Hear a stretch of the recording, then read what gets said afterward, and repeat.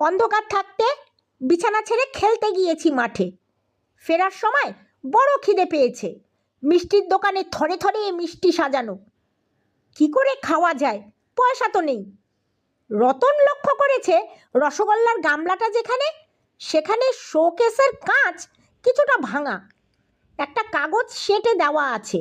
সেই বিশেষ জায়গাটায় সামান্য খোঁচাতেই পাতলা কাগজটা ছিঁড়ে দেওয়া সম্ভব, কিন্তু তার মধ্যে হাত ঢোকানো সম্ভব কিনা বোঝা যাচ্ছে না।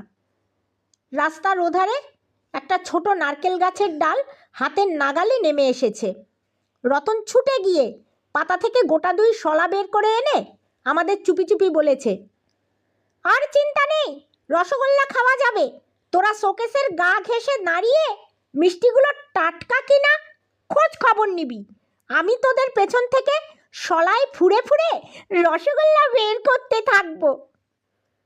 তাই করেছে রতন। গোটা 12 রসগোল্লা বের করে আমাদের হাতে গুজে দিয়েছে, নিজেও নিয়েছে। দোকানদার টেরই পাননি। উৎসাহী উদ্যমী ছেলে রতনের সঙ্গে পুজোর চাঁদা তুলতে গিয়েছি বাড়ি বাড়ি।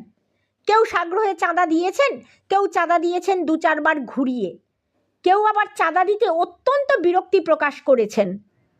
এক অবস্থাপন্ন বাড়ির তরুণী, মেয়েটি খুব মুখরা। আমরা চাঁদা তুলতে এসেছি শুনেই রেগেই আগুন। মুখোমুখি দেখা না দিয়ে ঘরের ভেতর থেকে বলে চলেছেন, আগাছার মতো চারদিকে কেবল ক্লাব গোজাচ্ছে, ক জায়গায় চাঁদা দেব। এখন যান, আগাছা উপড়ে ফেলাই উচিত মনে করছি। আমাদের মুখ ম্লান হয়ে গেছে। চাঁদা তুলে নেবার কোনো আশাই আর দেখছি না। রতন কিন্তু আশা ছাড়েনি, বলেছে, একটু দেরি কর, আমার মাথায় একটা বুদ্ধি আসবে আসবে করছে।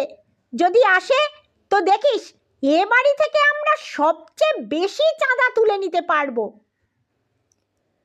রতন হঠাৎ দরজার পর্দা তুলে দিয়ে বলেছে, মা গো, আমাদের ক্লাব আগাছা নয়, যে কেউ বলবে সোনার গাছ, বছর বছর শিল্ড বিজয়ী হয়।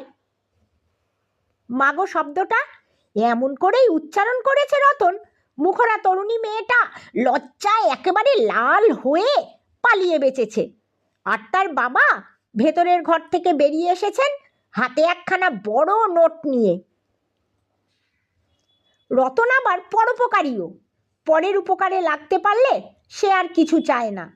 স্কুলে এসেছে এক ভদ্রলোকের ছেলেকে ভর্তি করাতে।